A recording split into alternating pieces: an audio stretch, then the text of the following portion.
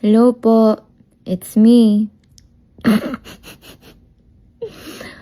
Nangungumusta lang po kasi I want to say thank you ulit for all the support at saka love po. Ang daming nagsasabi pa rin hindi po ako Pinoy. Ako po'y Pinoy na Pinoy. Ang mga magulang ko po ay parehas na Pinoy. Taga Batangas si mama, taga Ilocos si daddy. Ang pangalan ko ay Hebrew, kaya nakakalito ng konti.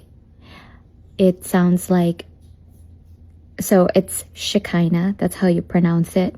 Pero I'm sure a lot of you are saying Shekinah or Shekinah. Pero wag niyo kong sasakyan kasi ang sakit na po ng likod ko. So it's just Shekinah. Okay, so that's how you pronounce my name po. So kung gusto niyo akong murahin, at least get my name right. Shekinah. Pero kung gusto niyo akong ipagdasal, even better. Sige po. Ingat kayo lagi.